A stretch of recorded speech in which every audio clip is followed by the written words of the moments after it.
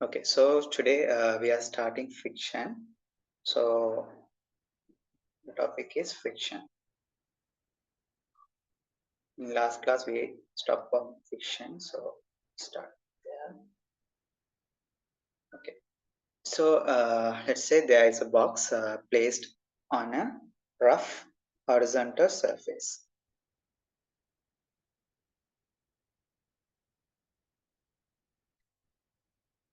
Mhm.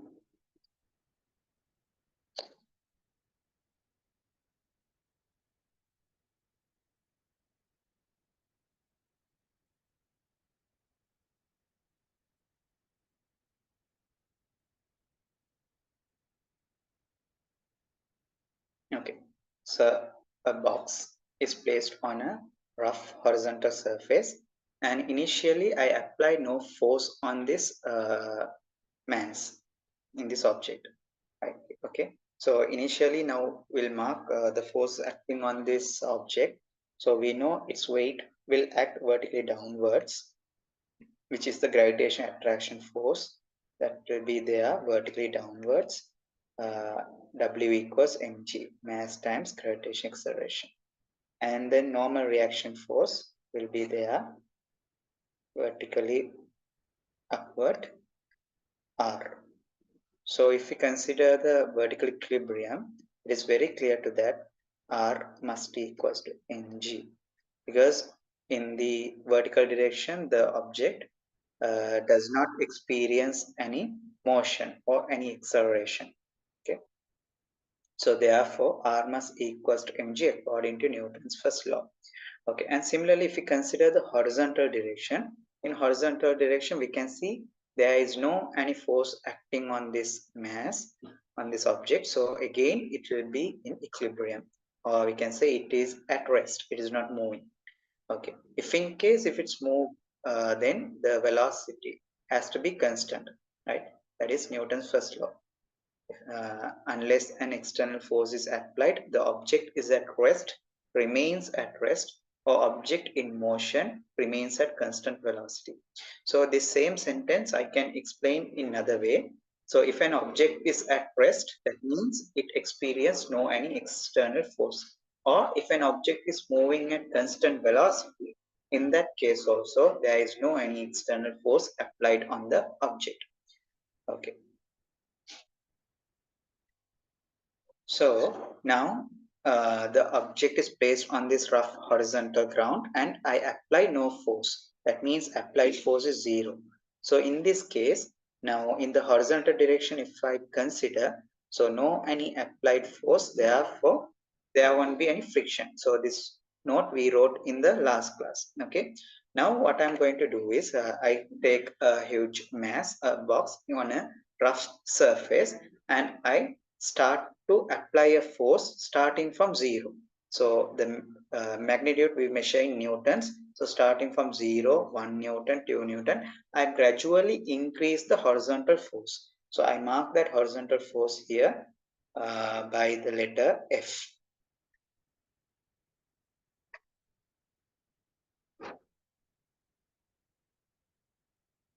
So now here I apply an external force F, and this F gradually increasing. I increase this value gradually.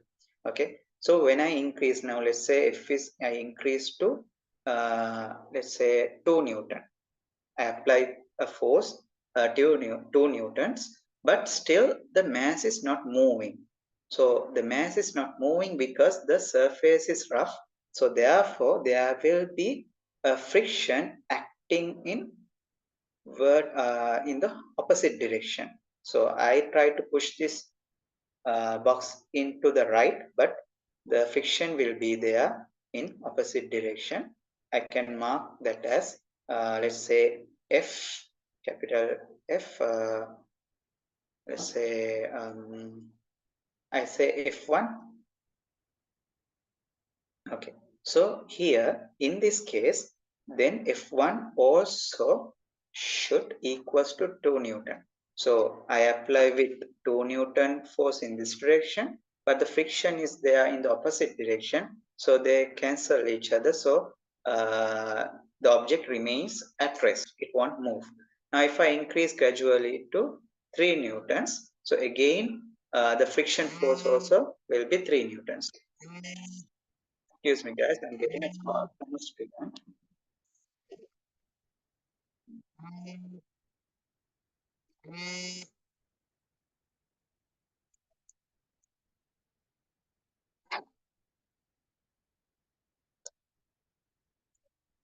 Give me a second, I'll drop a small message in.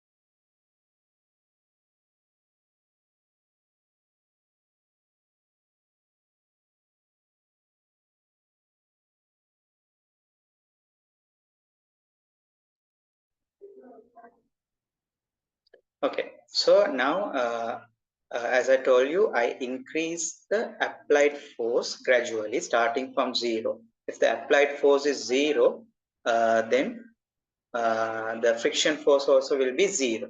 If I increase the applied force, external force to 1 Newton, the friction force also will be 1 Newton if the object is not moving. If I increase to 2 Newton, then the friction force also will be 2 Newton.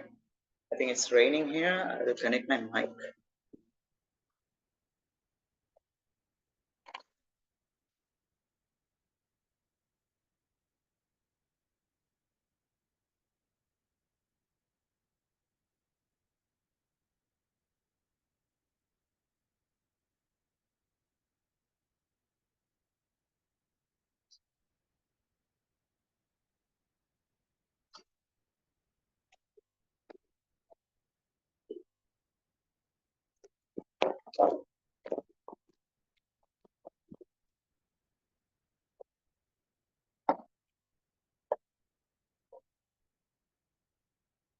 Okay, guys, can you give me a quick feedback about the audio quality, which is better with mic or without mic?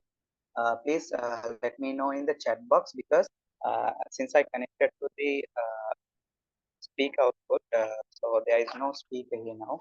So therefore, you have to uh, drop the message to the chat box. Please let me know.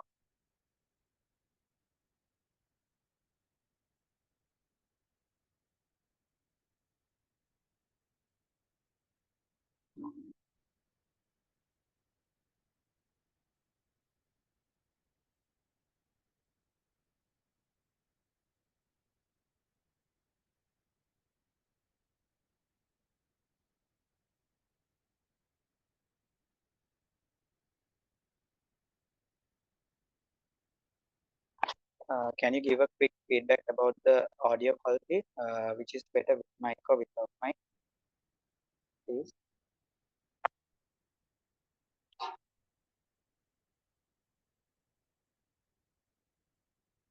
Okay, thank you.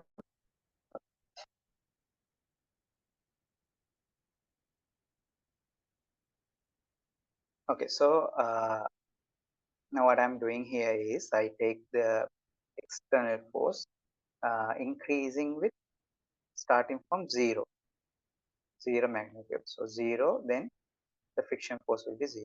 So if I gradually increase the friction force, sorry, external force, the friction force also gradually increases.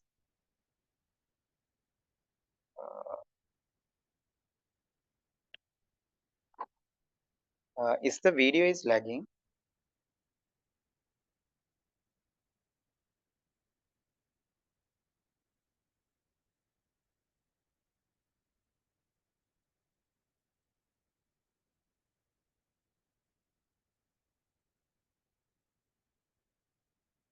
Do you find video is lagging?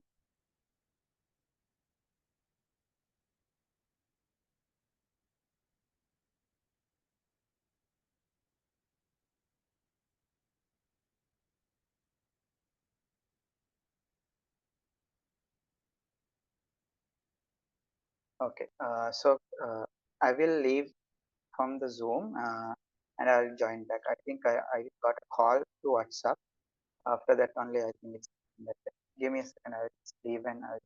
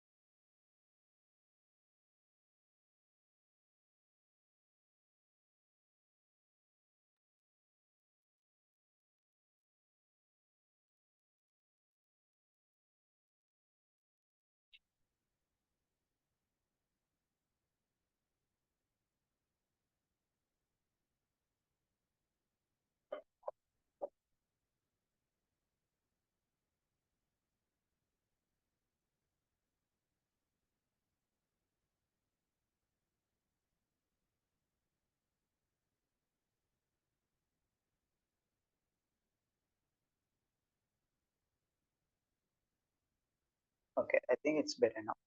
Okay. So here now this is the external force capital F. So that is starting from zero. The external force is zero. The friction force will be zero. If I increase the external force to 2 newtons, then the friction force also will be 2 newton, right? And then if I increase the external force to 4 newtons, okay, then the friction force also will be 4 newton, okay. So imagine, for example, there is a huge box, okay, placed on a rough surface. So I try to push, it's not moving. I increase the force. Now I increase the force to 10 Newton, still it's not moving means there is equal and opposite friction force acting on the box. So it's not, and I increase my the force further. So now let's say I increase to 12 newtons. So still it's not, I increase to 15 newtons, still not smooth. Okay.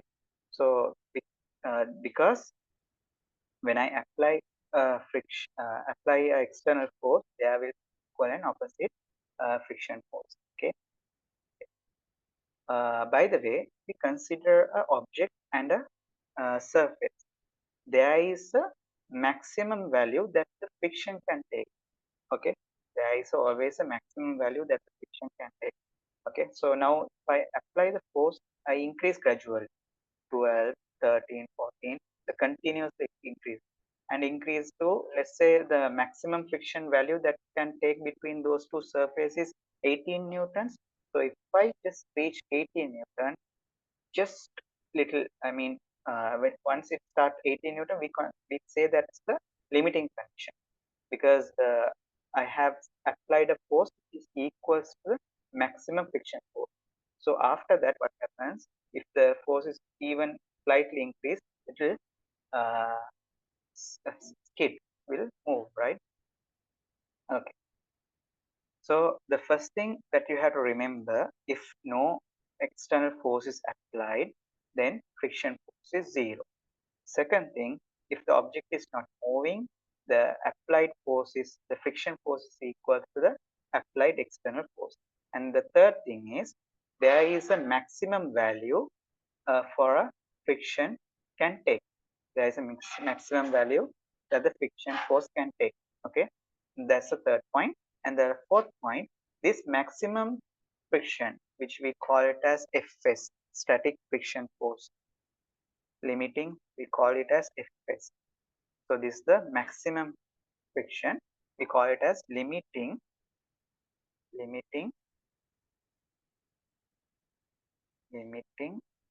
static friction force.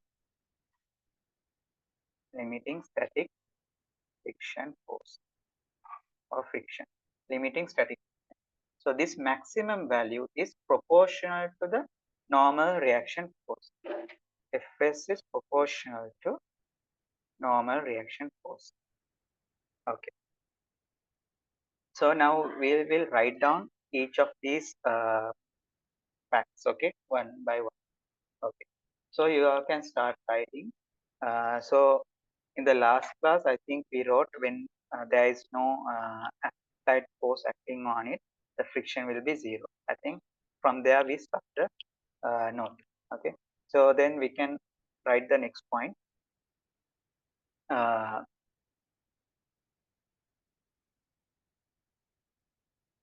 starting from zero.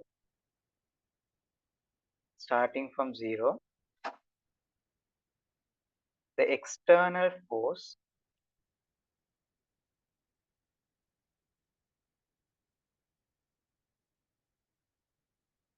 starting from zero, the external force is increased gradually.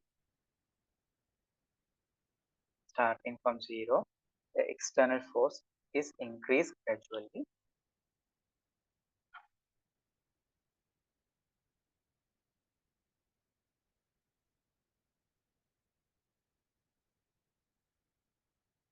Starting from zero, the external force is increased gradually.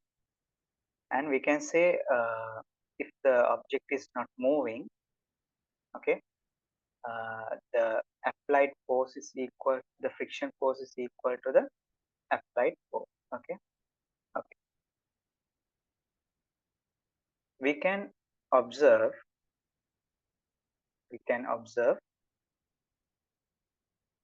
that the object remains not moving. Sorry, yeah, remains not moving because there will be a friction force acting on the object, because there will be friction force acting on the object by the rough surface in opposite direction to the applied force. In opposite direction to the applied force.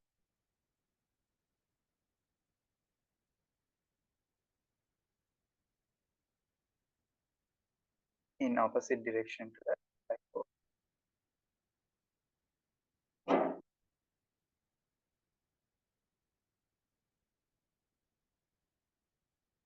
Okay.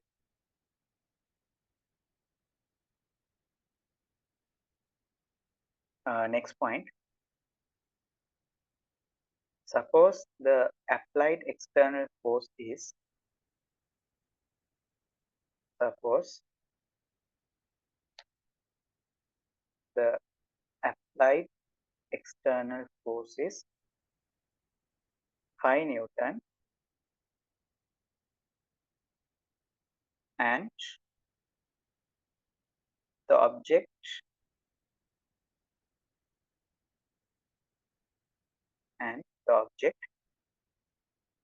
does not move, and the object does not move, means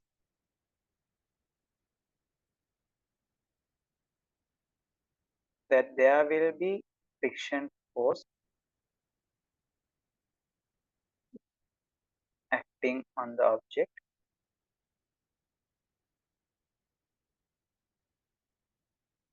has the same magnitude of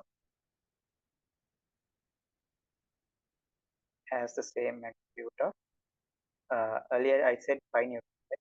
So has the same magnitude of 5 Newton. I think I said 5. So has the same magnitude of 5.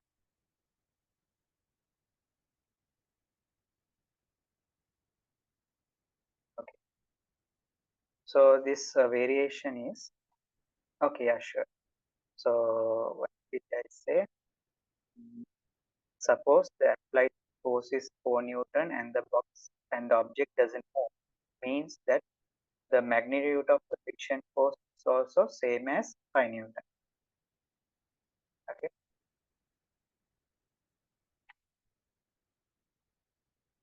So here we can write uh, the friction force, let's say F1. So F1 is minus F, so in vector form notation. If you're writing in vectors, so the equal means same magnitude, this minus because it's in opposite direction. Okay.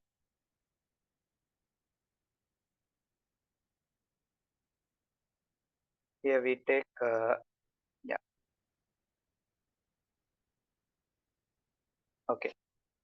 So then the next thing is we can mention that there is a maximum value uh, that the friction can take, okay, between two surfaces. Okay, so the next point, write down, between two surfaces, between two surfaces, there will be a sorry, between two surfaces there is a maximum value, there is a maximum value that the friction force can take. There is a maximum value that the friction force can take. This maximum value is known as, this maximum value is known as limiting static friction. Limiting static friction. This maximum value is known as limiting static friction. Okay, and the next point,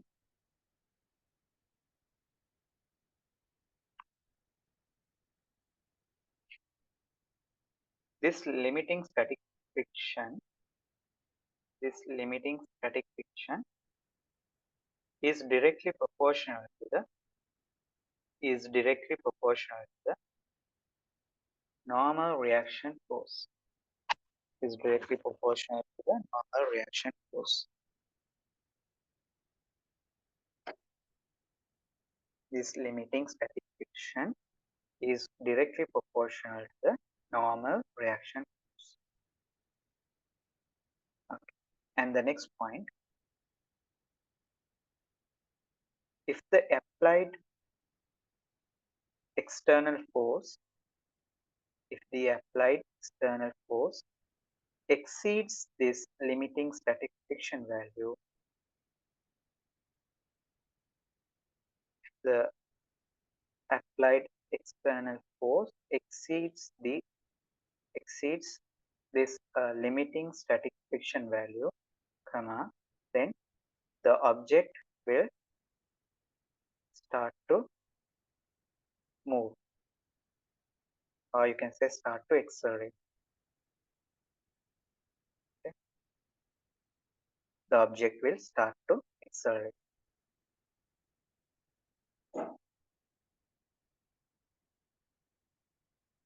Okay, so imagine there is a huge table in class. Okay, so you know our normal classrooms have a very rough surface, right? Okay, so I try to push. Okay, I, so if I didn't push, then friction is zero. But if I start applying a force, the friction force will be there equal and opposite, right? So if I apply the force with 20 newtons, then the friction also 20 newtons. So I gradually increases. So I increasing. Now what I want, my aim is I want to push this to a side, right? I want to push this table to a side. So if, when I apply a force, okay. How about now?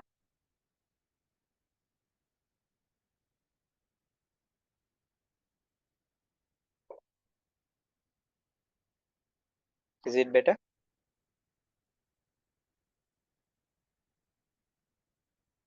Okay. So now what I want is I want to push the table to a side. Now when I apply a force, it's not moving because there is a equal and opposite friction force. So what I do, I increase the force. I gradually increase the force. Now I know for this between this table and the ground, there is a maximum friction. So if I apply a force greater than that, only it will start to slide, right? So I push, I increase the force gradually. I increase 2 Newton, 3 Newton, 4 Newton, 10 Newton, gradually increases. And if it's increased, let's say the limiting static friction is something around 25 Newtons. So if I apply beyond 25 Newton only, will start to slide. So when I increase the force gradually, I'll increase, I push harder and harder and harder, and then suddenly it will, what happens? Will accelerate, it will slide, right? Okay. So that's because now I have applied the force beyond the limiting static force. Okay. So suppose let's say this limiting static friction value is Fs is let's say 20 Newton. So therefore the minimum force required is I had to apply a force of 20.00000000000000000001. So this number, so now you can see comparatively F is greater than Fs. So what happens? So therefore it will start accelerating. So now you can see this difference is very small, 0. How many decimal places. So even I can consider a force that is greater than 20 Newton by taking 20 point. I can write millions of zeros. I can write zeros for the whole day, and I put 1. So still then this number also greater than Fs. So then it will start to accelerate, right?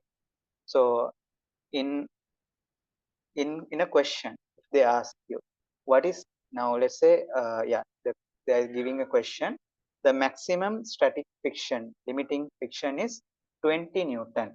Okay, they are giving, find the minimum force required to make this object move. So then if they ask minimum value, then you can't consider a minimum value. Actually now here this, now if I write 20.1, so this force can make this move, but still this force also can make it move. So this one also can make it move. So you can't consider, there is no limit, I mean, for a higher value, right? Because if you write 20 billion zeros and ones, that number is greater than 20 Newton, it will accelerate. Or if you write 20 point billions of zeros, and then if you put 1, still that number is greater than 20 Newton, it will accelerate. So if in a question, if they ask you to find, ask you what is the minimum force required to make the thing move, so you can write straight away F equals Fs. So 20 Newton. So you can say the 20 Newton force. Okay, right. So once again, I will quickly summarize. If no force is applied, friction force will be 0. And when we are increasing the applied force gradually, the friction force also increases gradually, uh, equal and opposite. Okay, the friction force will be always equal and opposite, but this friction force has a maximum value which is known as limiting static friction.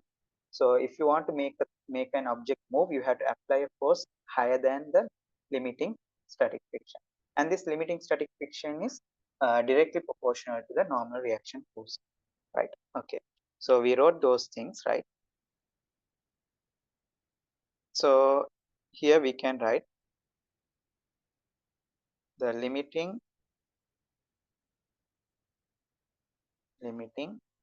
static friction is proportional to the normal reaction force. Normal reaction force. Normal reaction force. Okay. By the way, any of you know the meaning of normal here? What is the meaning of normal?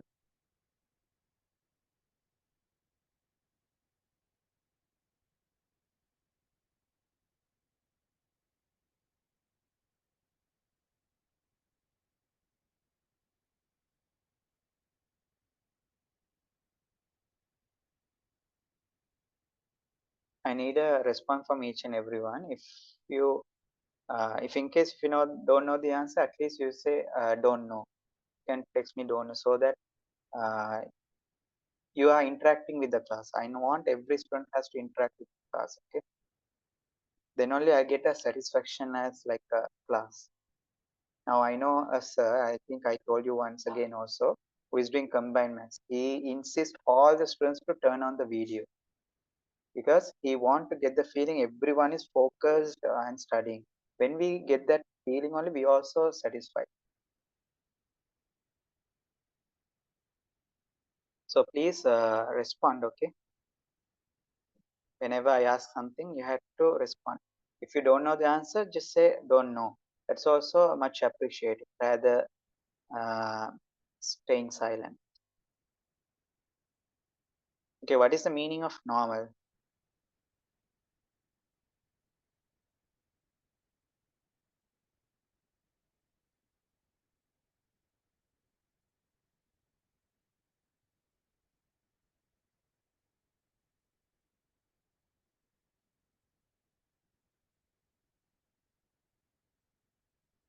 Really in the Veena Vadane Kannavadi. I didn't get any response from anyone. So bad. If you don't know, just say don't know. That's also much appreciated. Okay, I got one response. No, not result. Normal means you might have already studied, no, in your O levels. Now, for example, in this lesson, refraction. Okay. Uh, yeah, in the refraction lesson, you study this the law of refraction, right? The first law is the incident ray and the refracted ray and the normal drawn to the surface all are in the same plane. So normal means it's perpendicular, 90 degrees. So normal, the meaning of normal here is perpendicular.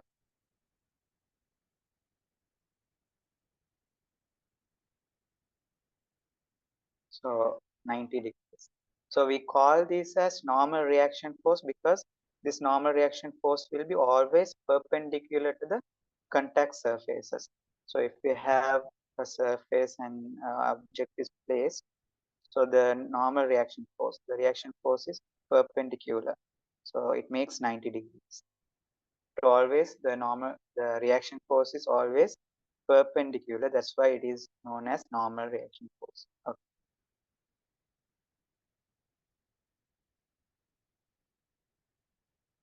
Okay, so here the limiting static friction, which is we denote as Fs, is proportional to capital R. So Fs equals to Fs equals the proportionality constant we put nu s times R. Okay.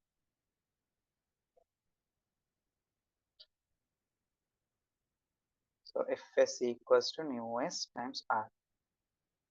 Okay, and here nu s is known as the static friction coefficient.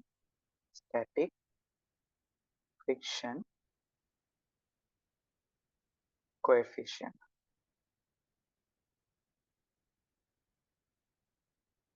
Static friction coefficient. Okay, write down this.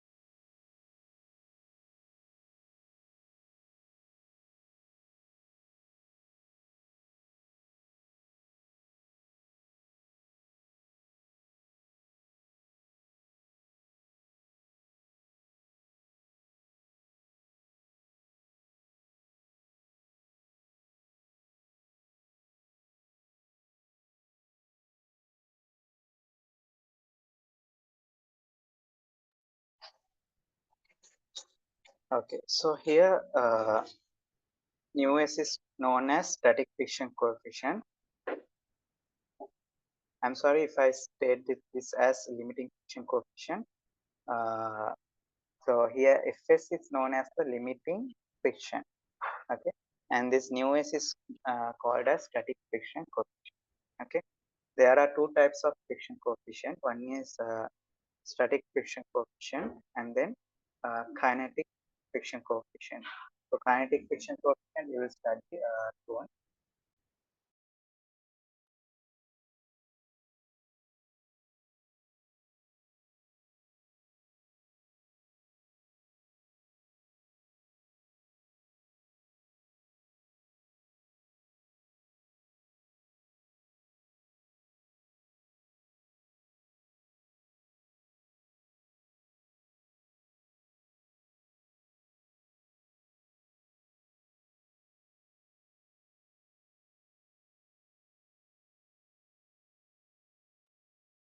Okay, and here uh,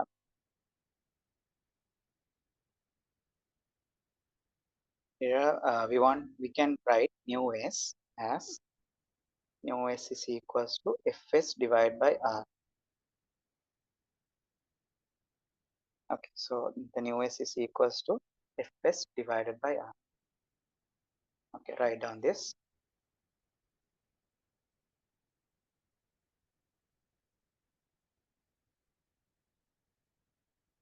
And also the next point we can write here, let's say F is the friction force.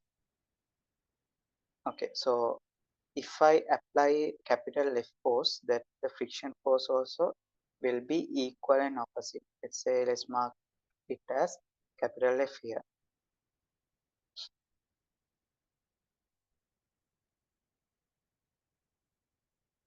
Okay, so this friction force F is always less than or equal to Fs. Can you all understand? This friction force is always less than or equal to Fs because Fs is the maximum friction force that it can take, right? Fs is the maximum friction force. So therefore, other all values are less than that. Okay. So write down the next point.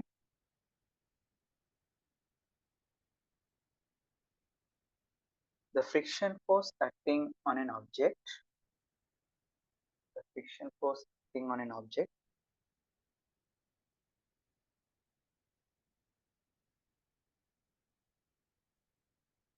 is always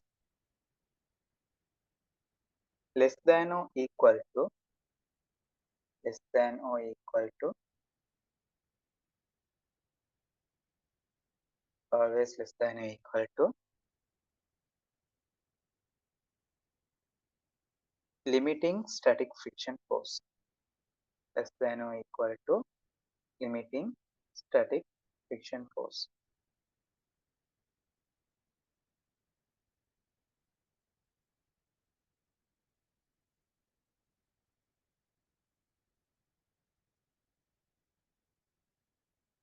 Okay, so then you can write F is less than or equal to F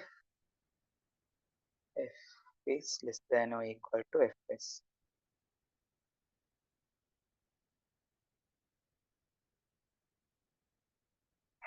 Okay, so from this therefore I can write another relation. So F is less than or equal to uh, Fs is nu s times R, nu s R. So therefore, if I take the R to the other side, F over R is less than or equal to mu s.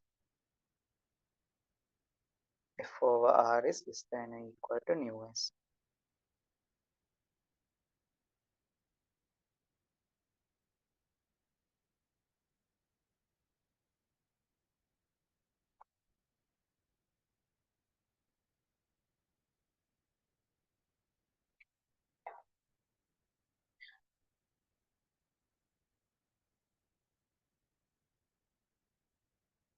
Okay, let me explain one again. So we know Fs is the maximum friction force, right? So when I apply a force, there will be equal and opposite friction force will be there, which I have marked as F.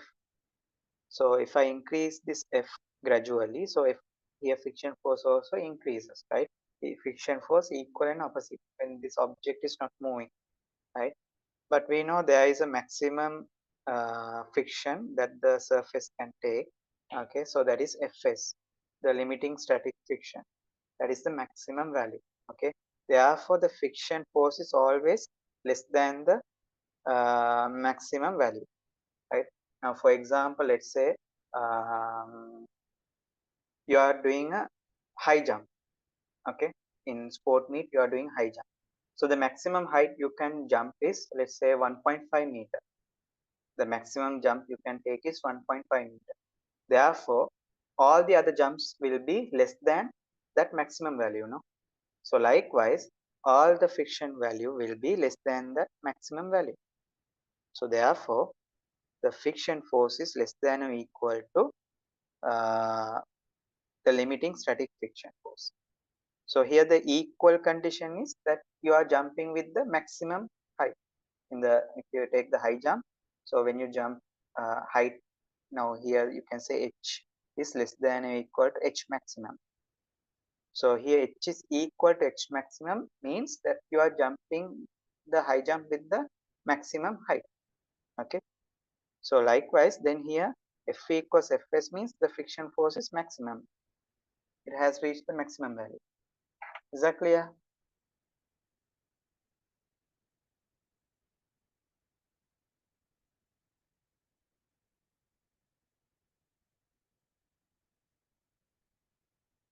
Is it clear now?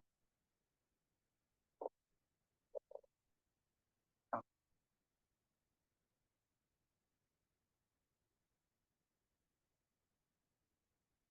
if you didn't understand, don't hesitate to ask for the second time. It's totally fine. Okay, so and let's write. By the way, here, what is the unit of nu s? Static friction coefficient. What is the unit of nu s? Now, please, I need a response from each and everyone. Atika, Abhyushani, Zufar.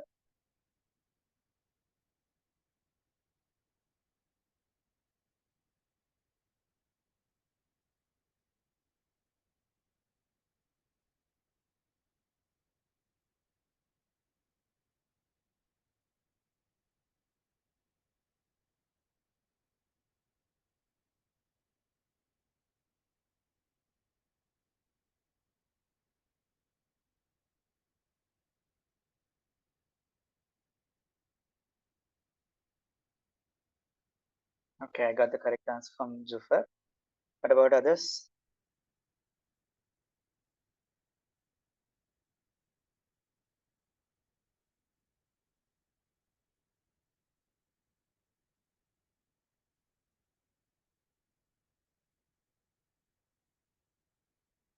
If you are in the physical class, ඩොක්කක් ගාලා හරි උත්තරේ කටෙන් ගන්නවා. වැරදුනාට තමයි. But unfortunately, not unfortunately, or fortunately, we are having the class through online. So anyway, yeah, I think I got this one. Okay, okay. Really appreciate. I got a response. Don't know. I really appreciate. Okay, okay. So here, nu s can find, you can get as Fs divided by R, right? So Fs is in the unit of Newton and R is also in the unit of Newton. So Newton and Newton cancel, so therefore no units. So uh, so here you can write first here nu s has no units, no units, no dimensions.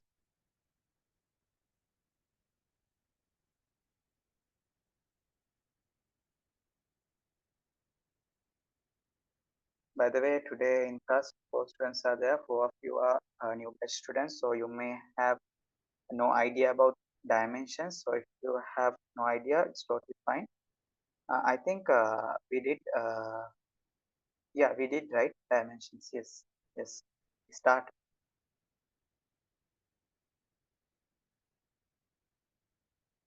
Yeah. So here it has no units, also no dimensions, right? Okay. So static friction coefficient or any friction coefficient has uh, no units as well as no dimensions. Okay.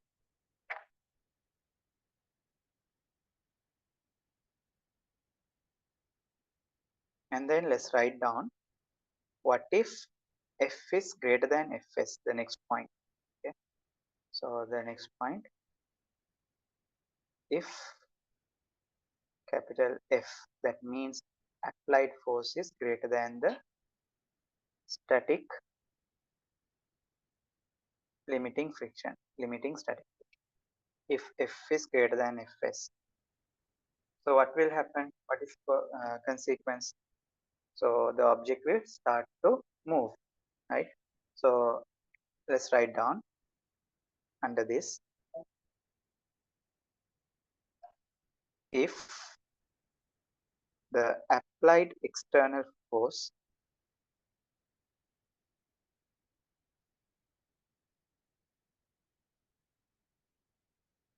if the applied external force exceeds the limiting static friction, limiting static friction,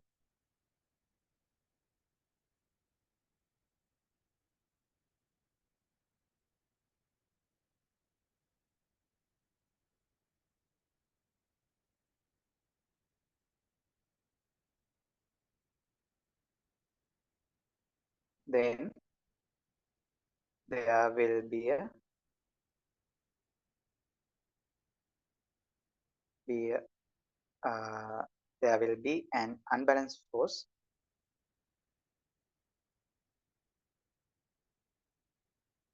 acting on the object.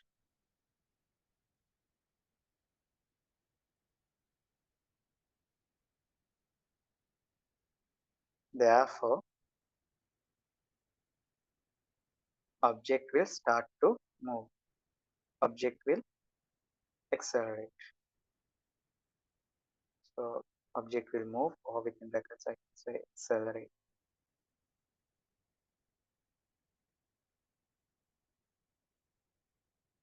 Okay. So if we apply a force greater than the limiting static friction, that is the maximum friction force that the surface can take. So if we apply a force greater than that, then the object will accelerate. Is that clear, everyone?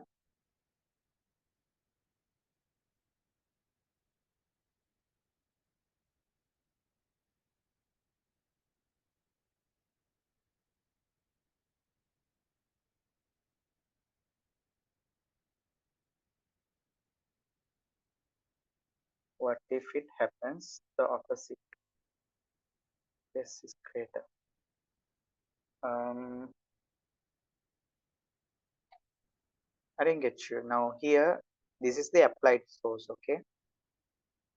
This is applied force, and this is friction. So here, according to this diagram, so F is less than Fs.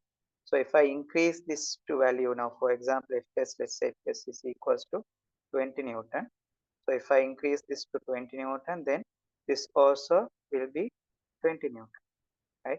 And then if I increase Fs, if I increase the F greater than 20 Newton, for example, let's say 21 Newton, then so applied force will be 21 Newton. This one will be 21 Newton, but this maximum value 20, no, it can take only 20 maximum. So there will be unbalanced force of 1 Newton. So this will start to accelerate this direction. Okay. Fs is the maximum value that the friction force can take.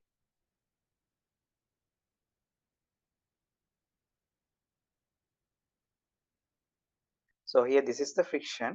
So this friction force can take maximum value is Fs, that maximum value. That maximum value Fs depends on the normal reaction force. Okay.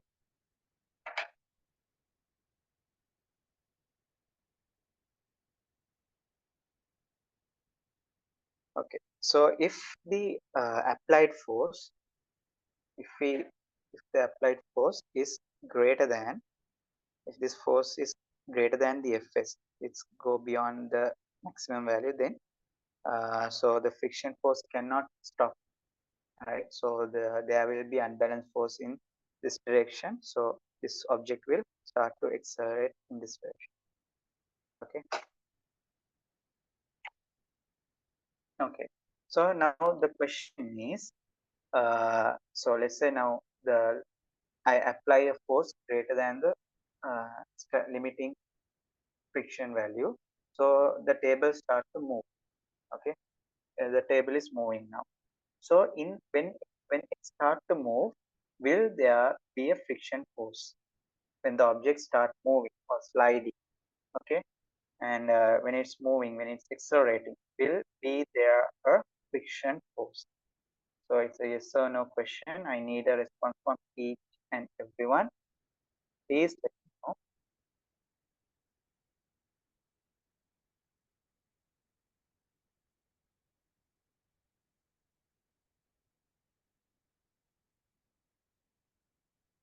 The question is, I'll repeat, when we apply a force which is greater than the static friction force, the object will start to accelerate. That one clear for everyone, right?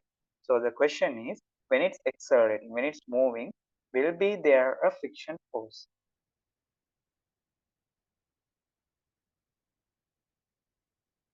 Okay, I got two answers. One said yes and the other said no.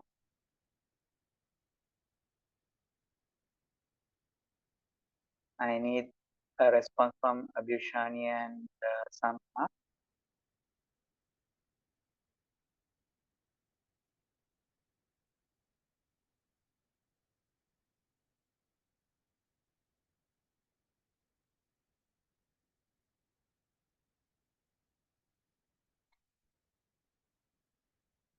Okay, I got an answer yes, but Fs remains the maximum.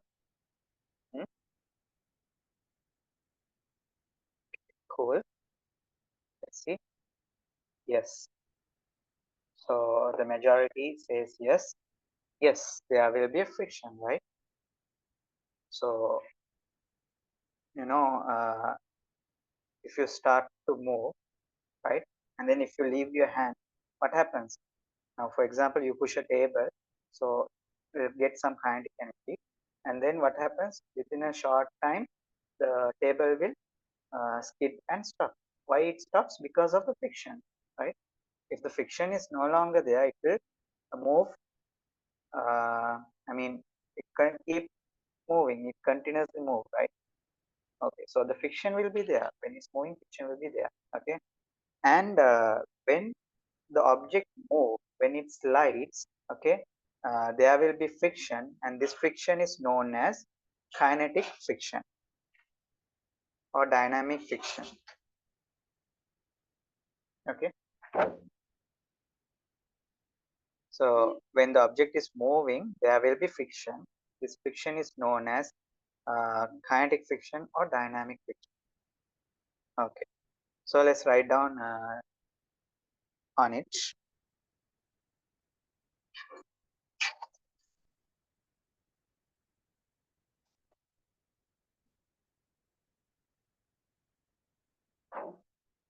When the object start to move, when the object start to move,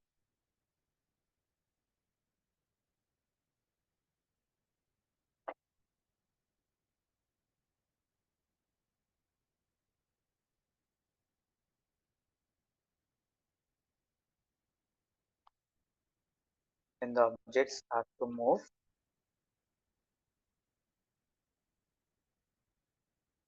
the friction force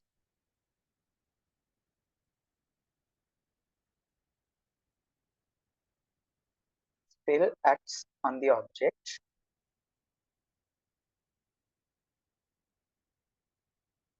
still acts on the object,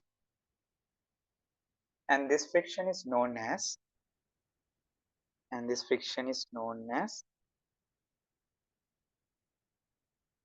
yeah, sure, I'll repeat. When the objects start to move, sorry, I think I missed what I thought. I'll ask someone to.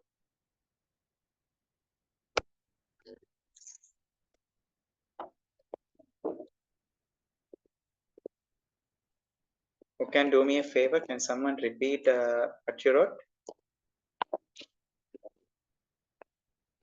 Somehow, can you read? Can you read out loud?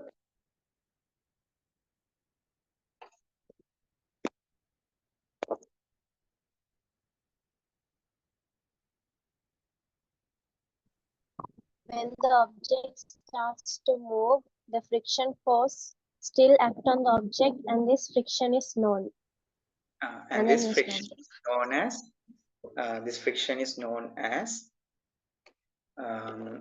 It is known as kinetic or dynamic. Wait, I'll get the widely used words.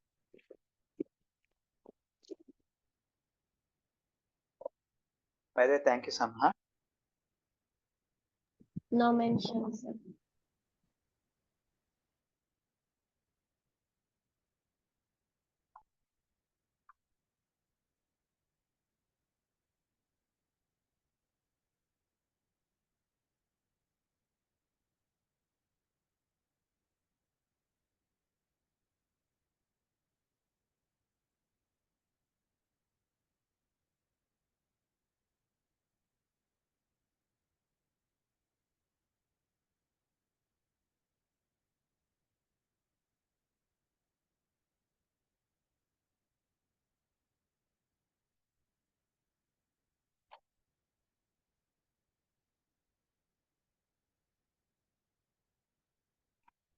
Yeah, it is known as kinetic friction,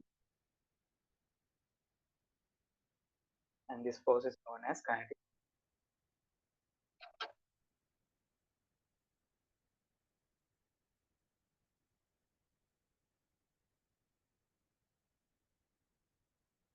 And this friction, and it's known as kinetic friction.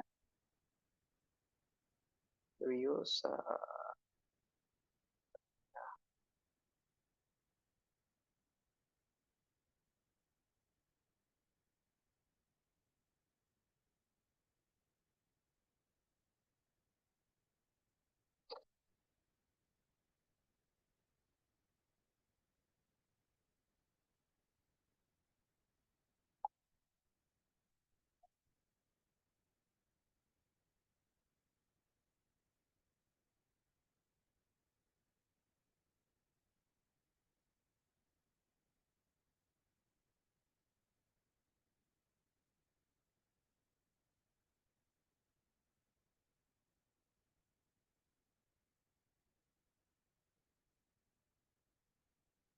okay. So it is known as kinetic friction. So this kinetic friction is also directly proportional to the normal reaction force. Okay. So write down the next point. This kinetic friction force, kinetic friction force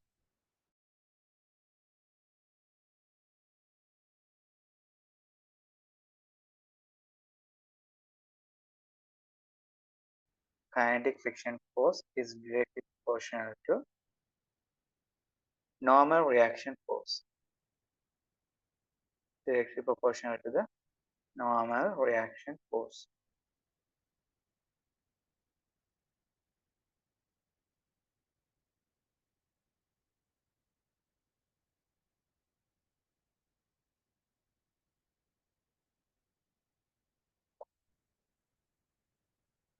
and it is the kinetic friction force is directly proportional to the normal reaction force.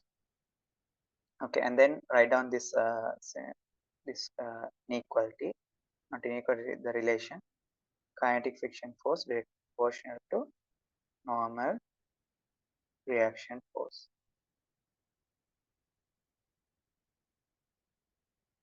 So kinetic friction force we denote by the letter F.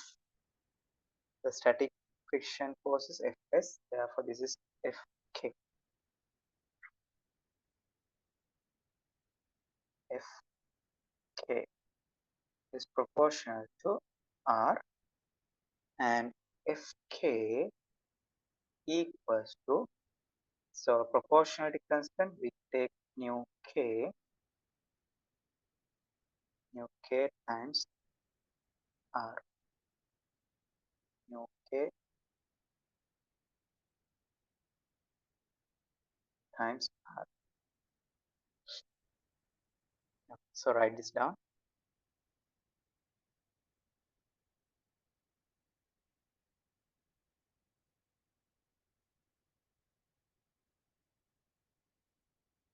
And here nu k is known as kinetic friction coefficient. Nu k is known as kinetic friction coefficient. So this is also have no dimensions and no units. Okay, this one also have no dimension, no units. And this friction coefficient, they are scalar. They are scalar quantities. Okay, it have only magnitude but no direction.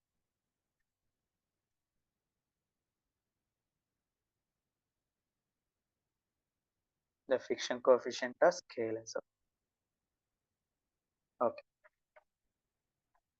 and you may have experience now. For example, let's consider our typical table example. So I very huge table made of teak wood, a very expensive, very huge table. I try to push. I put my maximum force, and then if I am able, then it will, like if my force applied is sufficient, that means the maximum force. If I exceed the uh, static friction force, then the table will start to move. Then when it start to move, the force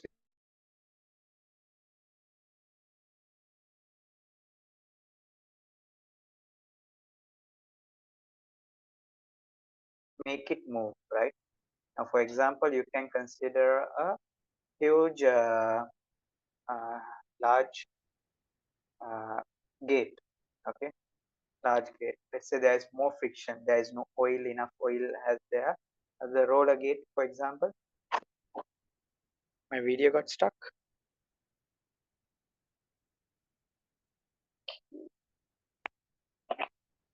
Yeah, I will repeat again. Okay, so what I was saying was, now let's say there is the table example. So I apply the force, right? Very hardly I push the force. If I apply a force greater than the static uh, limiting static friction, then it will move. But when it starts moving, then the force required to maintain or move is less, right? So it is because the kinetic friction is less than the static friction. I mean the limiting static friction. Okay. Okay. So here the next point we can write down the kinetic friction force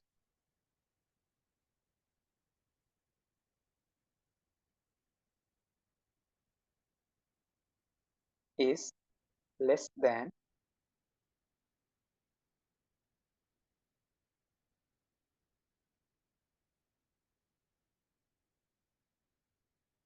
less than the uh, limiting static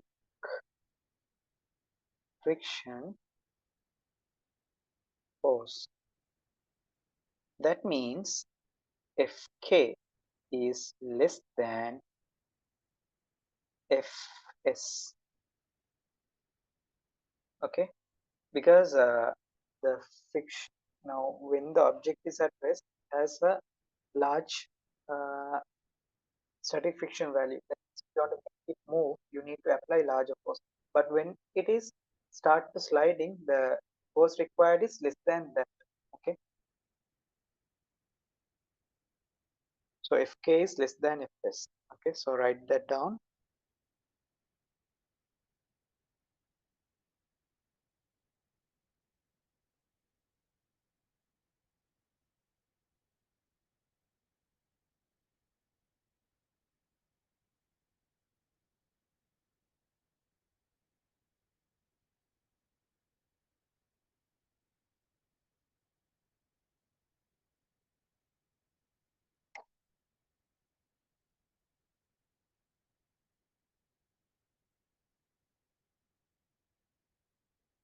Okay, so here Fk is less than Fs. Okay, and Fk is nu k times r. Fk is nu k times Fk equals nu k times r less than uh, so nu k times r is less than Fs is nu s times r. R and r cancel, therefore typically nu k values are less than nu s values for a given two surfaces. Nu k is less than nu s for given two surfaces.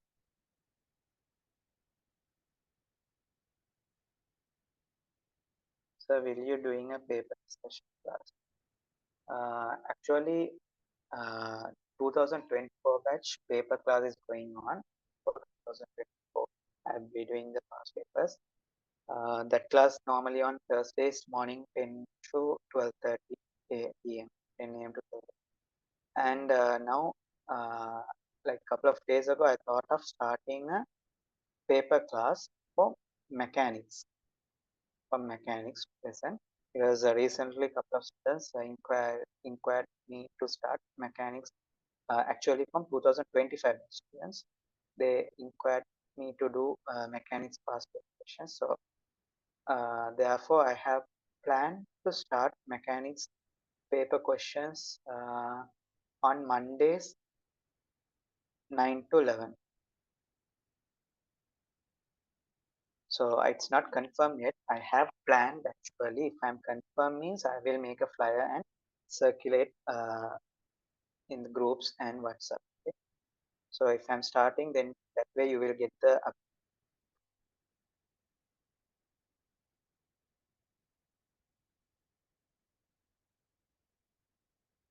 okay. So typically nu k values, the kinetic friction coefficients is less than static friction coefficient for given two contacts. Okay.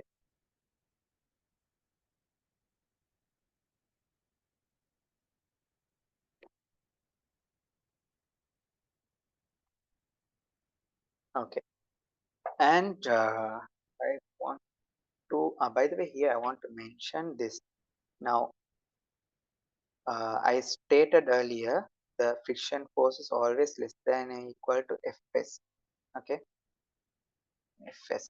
We can't write F equals nu s times r. That is wrong.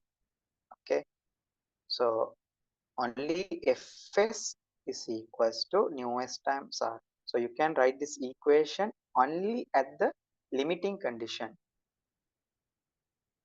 Only at limiting condition. So we'll write down as a point. So you can put a star and write if equals to, or Fs equals to nu S times R can be used only at limiting condition.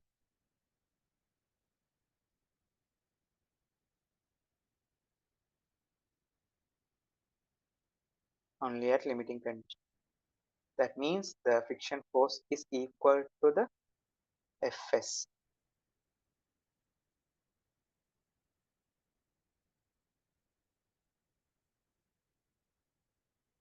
So F equals to the friction force is equals to Fs. At that instance only, at that condition only, you can use Fs equals to nu SR. Okay. So far so good, and yeah, the next thing, the graph. So graph is the summary. So මෙච්චර වෙලා අපි කතා කරපු හැම දෙයකම summary එක is the graph. So that is very important.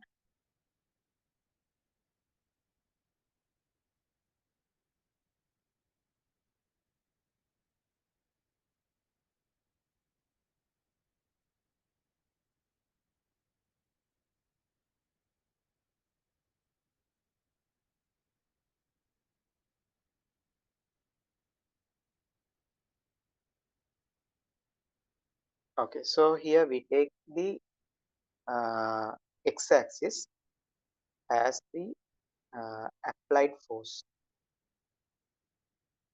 or external force.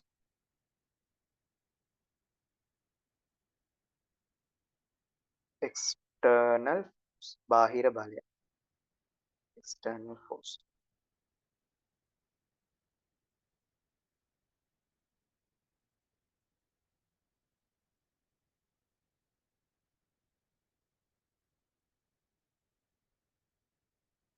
Okay, Abhushan, you can share your doubts.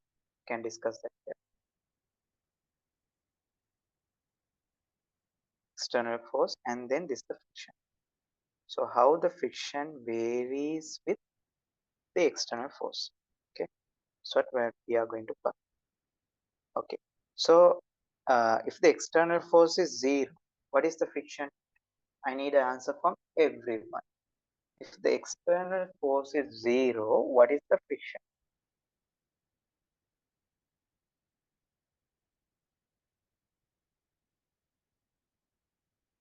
Good, good. Getting correct answers.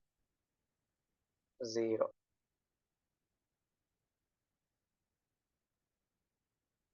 By the way, I find Artika is less interacting with the class. Artika,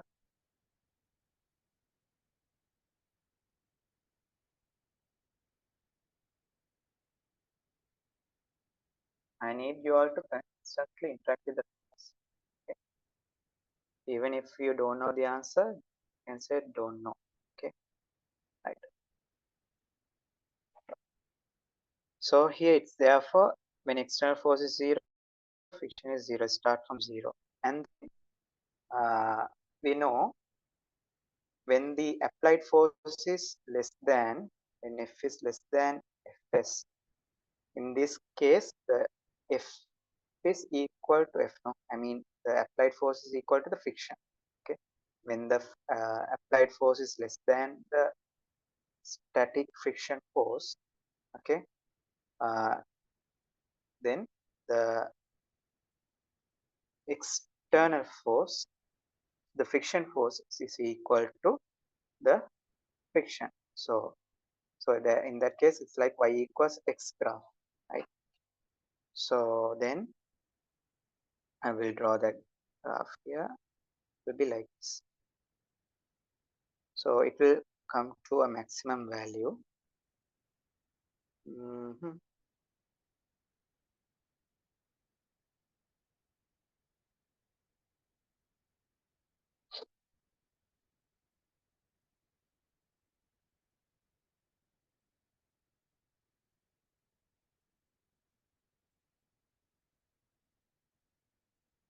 Okay, so any of you tell me, uh, yeah, so here this one will be the maximum value, which is we can denote as Fs. Okay, so if the external force is less than Fs, so friction force is equals to external force, right?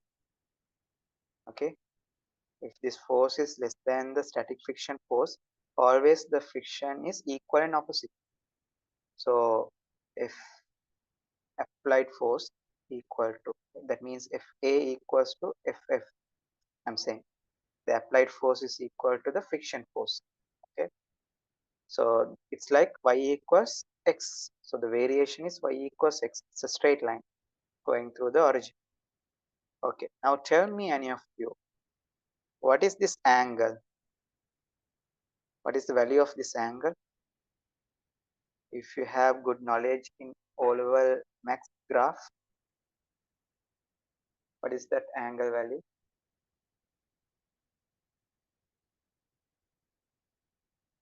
Yeah, it's a acute angle, but I'm asking the value.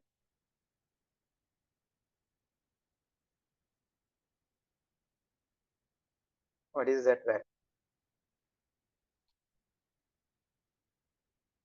Okay, I'm getting correct answers. Good, 45. Because y equals x, so 1 to 1, gradient is 1. So gradient is 1 means tan value is the, now in, you have studied, right? Tan theta is the gradient. So gradient is 1 means tan theta equals 1. So tan theta equals tan 45 is equals to 1. So therefore theta is equals to 45. So therefore this angle is 45 degrees. Okay. These small points you should know because they will ask in MCQs. They will give graph. So in some graph maybe they will give one inch like this. So you have to compare. Okay, so therefore this graph won't come. Okay. Okay, and then what happens once it's exceeded? Okay, once we exceeded that value, Fs, so it will gradually decrease and then it will be again constant. Okay, so this constant value is known as the kinetic friction force, Fk.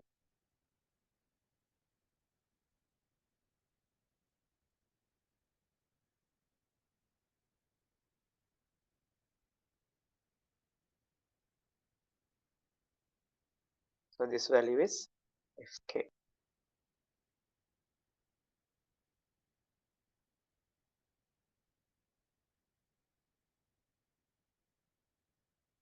So this is the entire summary of our 2 days discussion. Okay, so you can see when the external force is 0, friction force will be 0, and then when we increase the force, external force, the friction force also gradually increases uh, as friction force is equal and opposite to the external force. And then it has a maximum force which is Fs. So Fs is given by nu s times r. And then once we exceed the uh, static friction force, start to accelerate, and it's moving. It has a kinetic friction force, and the kinetic friction force is less than the static friction force. Okay. So from our discussion so far, do you have the do you have any doubt or questions?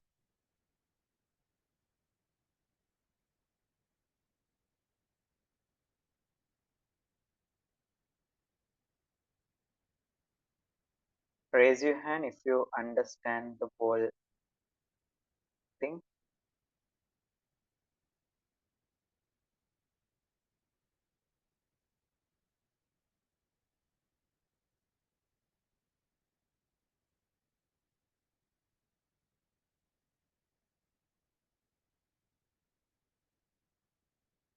Where nobody is raising the hand, no.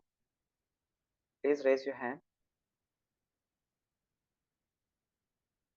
I understand F1 and F2 in the graph. It is not F1 and F2, it is Fs and Fk. Okay.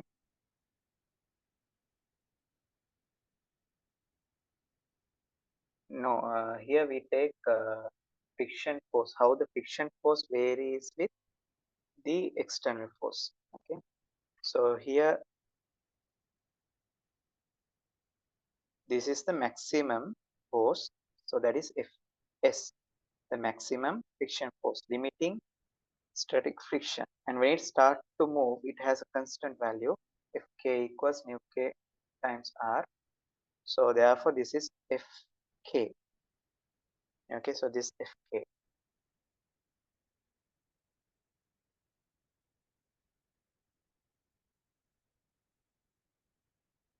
Now you have to take normally the friction force in the y-axis and the external force in the x-axis, because here we normally take the x-axis independent variable, and here we take the dependent variable. So here friction is depending on the applied force, right? Okay. Now when you apply the force only, there will be friction, right?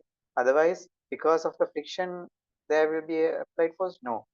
Because of the applied force only, there will be friction. So therefore, applied force, the external force is the independent variable. We have to take normally, I mean, we should take the independent variable x-axis and the dependent variable in the y-axis. Okay then.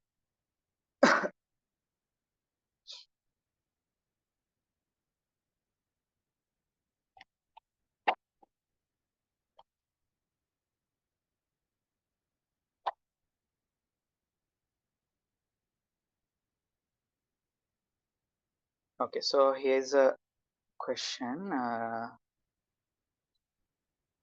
Okay, mass of 10 kilogram is pulled by inclined force of 100 Newton on a smooth horizontal plane as the following diagraph. Okay, to find the acceleration of the 10 kilogram. What are the velocity and displacement after 10 seconds? Okay, so I will quickly explain this.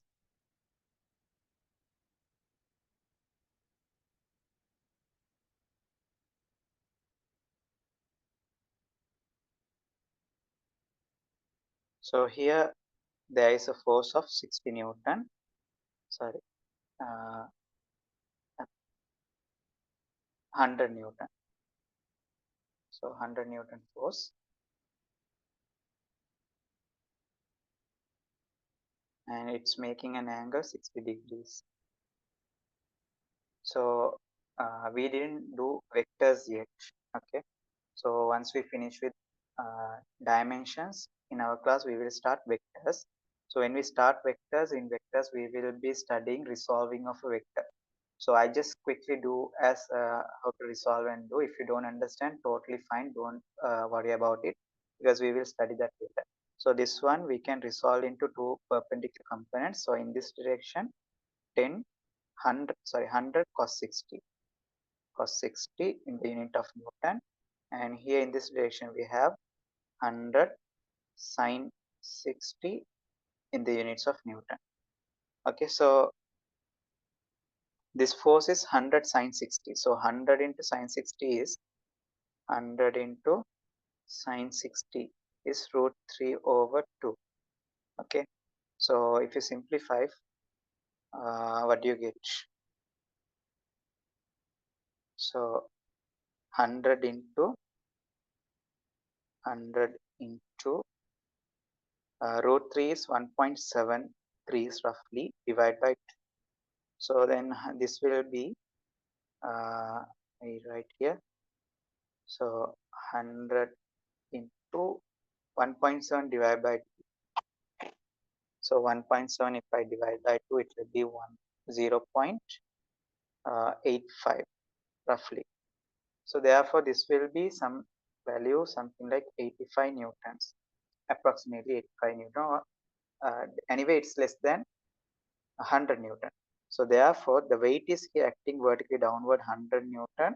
So therefore, because of this vertical component, so here in the upward direction, we have only 85 Newton.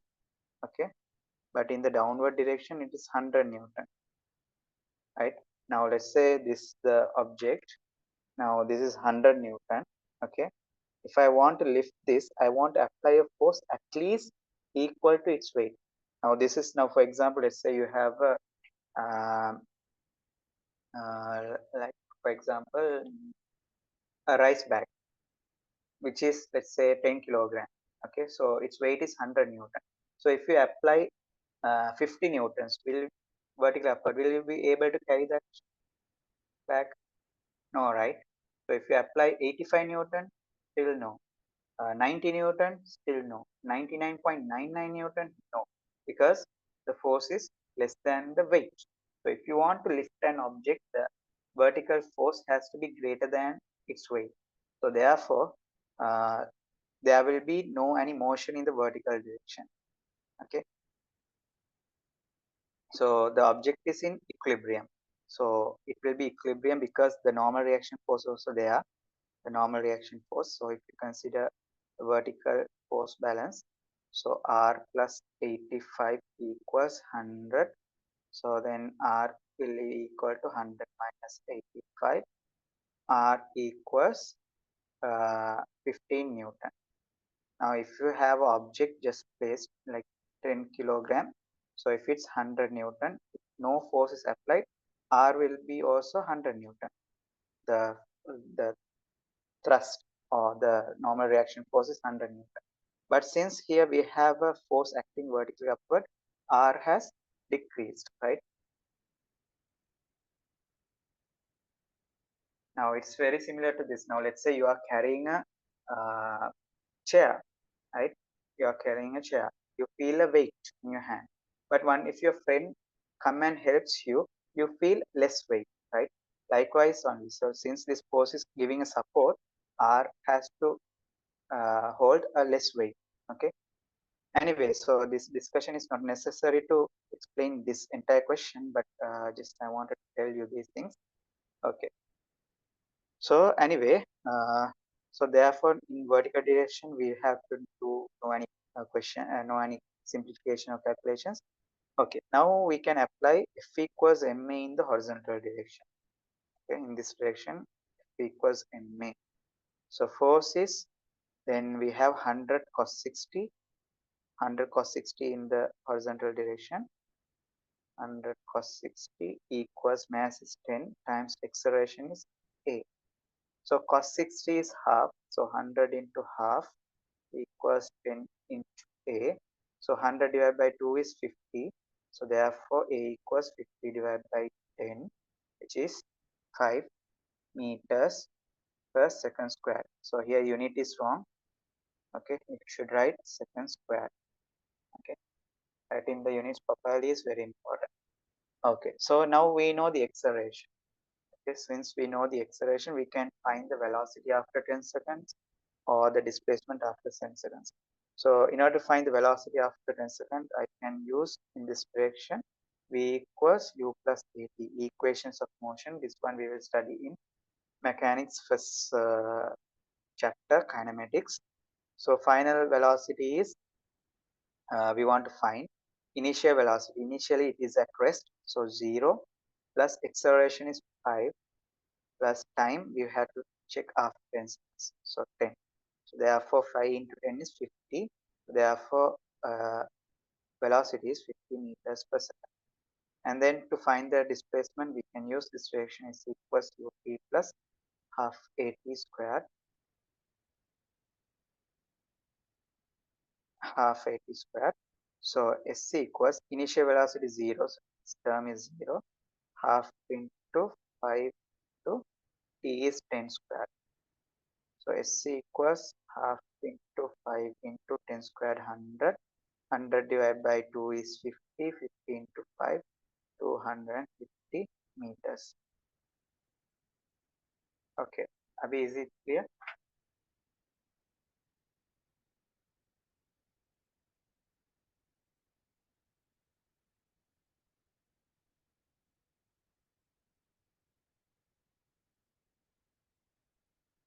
Is it clear for you?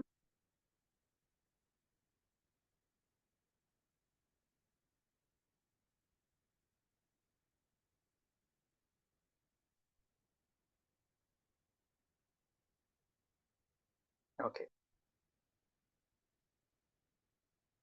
If you want, you can take a screenshot. 3, 2, 1. Yes.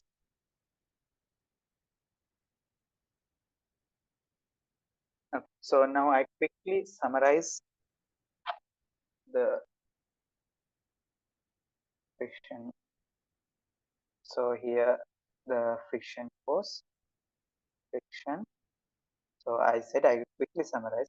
Summarization is the graph. Applied force, external force.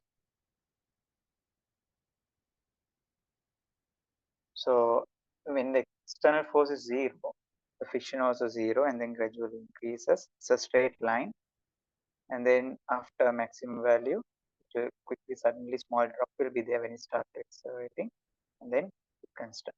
Okay. So this maximum value is known as Fk, sorry Fs, limiting static friction, and this value is known as Fk, kinetic friction. So Fs is equals to nu Sr and Fk equals to nu Kr. So according to the graph, you can see that Fk is less than Fs. Therefore, nu K will be less than nu S. Okay, right. And also here in this straight line condition, the friction force is always less than or equal to Fs.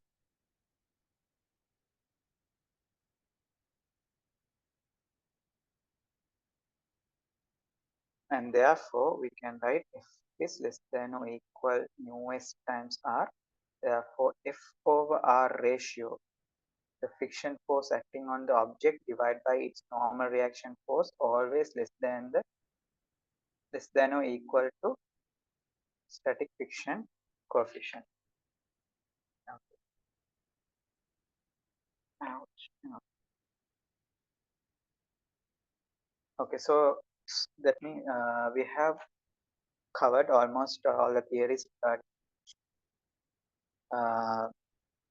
there are other frictions also, like in pulley systems and all, but we are not discussing those things here. Okay, and then one more thing that I would like to explain regarding the friction is uh, angle of friction. Yeah, angle of friction. So angle of friction is mainly studied in combined max students, but in physics you should have some idea. Okay, so let's write a small topic as angle of friction.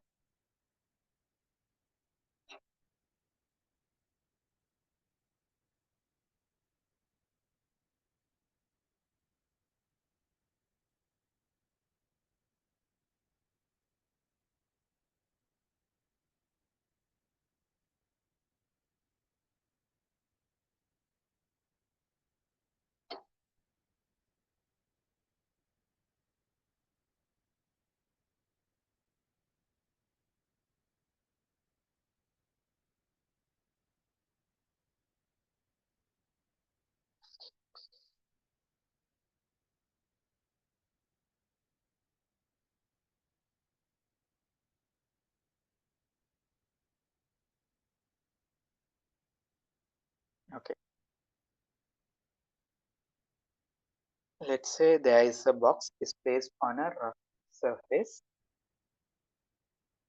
Okay, so on a rough surface,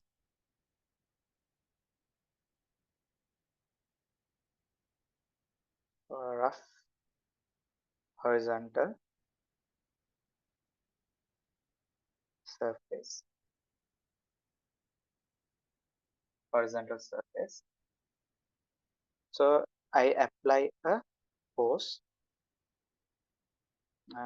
F.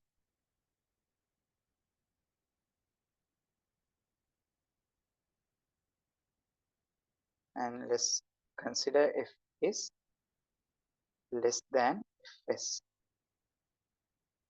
So in that case, we know equal and opposite friction force will be there, left, right.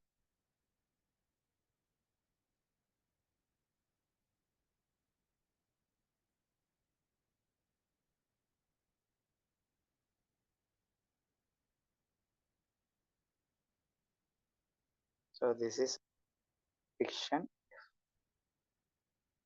and then let's mark the normal reaction force.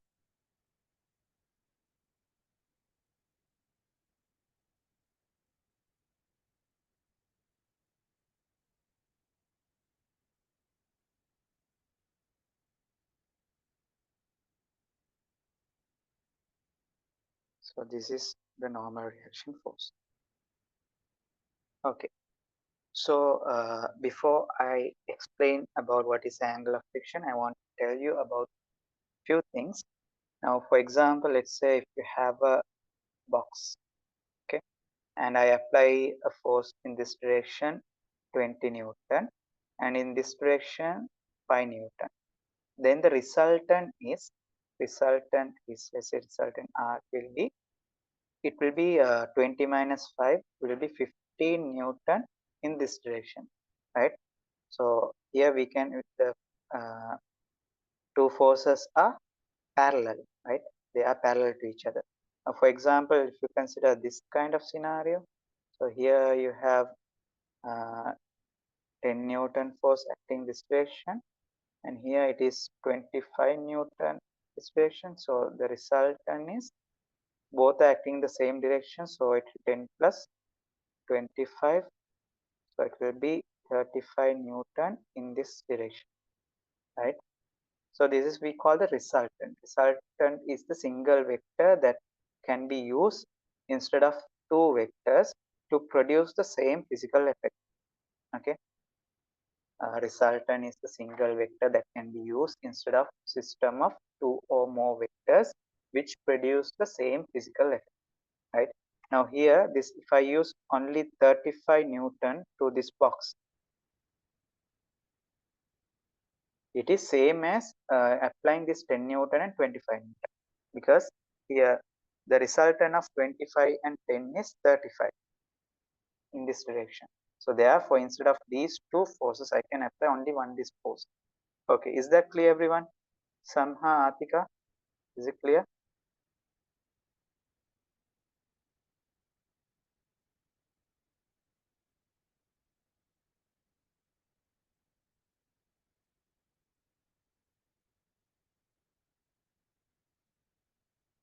Okay. So likewise, we can find the resultant force for perpendicular forces also. Now, for example, when there is a box, so one force is acting in this direction, 3 Newton, and the other one is acting in this direction, 4 Newton. So for this also we can find the resultant. So the resultant, let's say I'll denote by letter R. So here let's say this is the resultant, capital R. So here the two vectors are perpendicular. When two vectors are perpendicular, let's say for example we have one in this direction y and the other one is in this direction x. So the resultant is R. Then R can be found as x squared plus y squared square root. This is simply we are using a Pythagoras theorem because we can actually there is a law called triangle law of vector addition. So those things you will study in vectors. When we start vectors, it will be clear. But for the moment, you should know if two perpendicular forces are there, its resultant can be found by square root of this one squared plus the other squared. Okay, so likewise then here the resultant R will be 3 squared plus 4 squared square root, so it will be 5 Newton then. Okay, okay, so likewise now we can find the resultant of this friction and normal reaction force. So let's mark its resultant. Mhm, mhm. So let's say this is the resultant.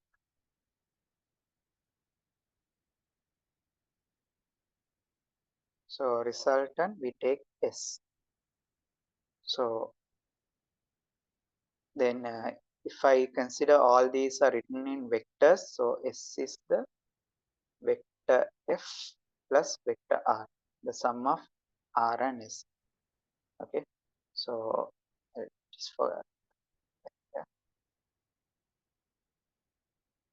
Okay, so then so we want to talk about angle of friction. Mhm. So the angle of friction is taken as this angle. The angle between the resultant of the normal reaction force and the friction and the normal reaction force. So this angle theta is the angle of friction.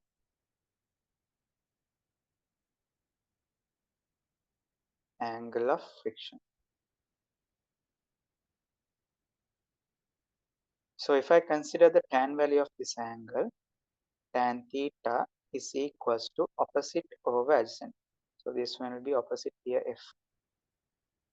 Okay. So this same F I can draw it from here. Okay. So you will understand very clearly when we done with the vectors. We will start that soon. Okay. So the tan theta here will be F over R. Okay. So F over R. So this is the this theta is the angle of friction.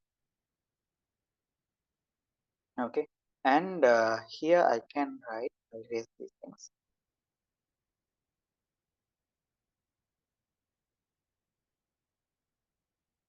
Here we can write tan theta, the tan value of this angle is always less than or equal to mu s. Okay, this tan theta is less than or equal to mu s. How? Because we know F over R is, we know that, okay, I'll start right from there. Since F over R is less than or equal to nu s, is this equal. F over R is less than or equal to nu s. Therefore, here F over R is tan theta. Tan theta is less than or equal to nu s. So this relation is very useful when we consider a object is placed on an inclined plane to discuss about, explain about its stability. So for that, this is very useful. We will see in future with some examples, questions, how we can consider these contact angle of friction and all. Okay, so quickly write down this part.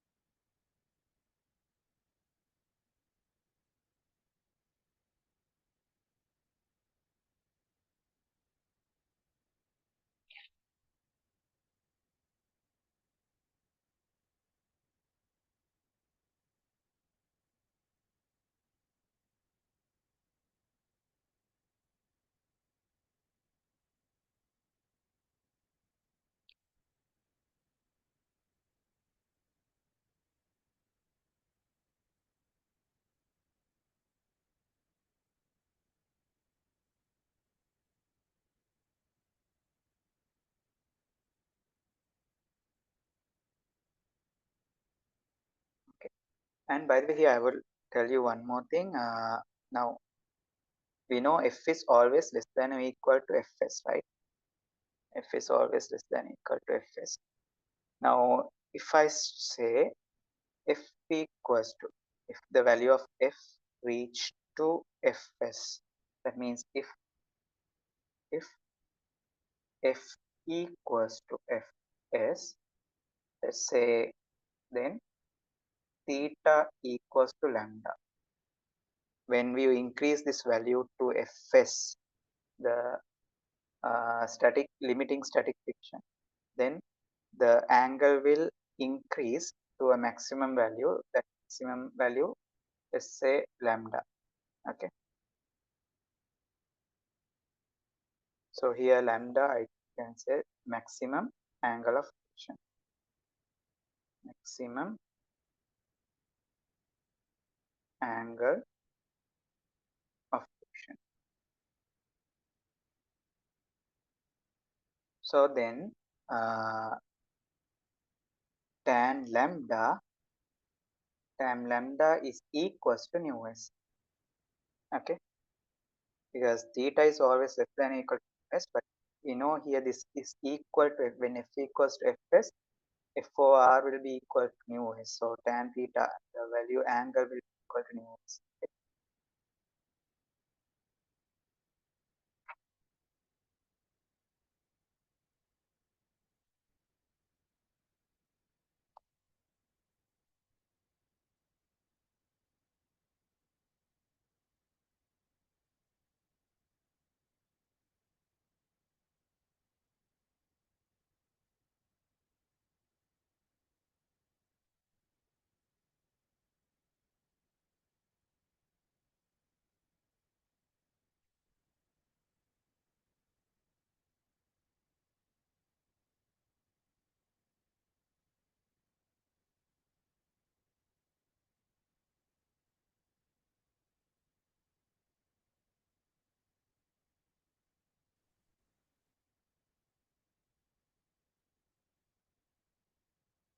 Okay, so do you have any questions?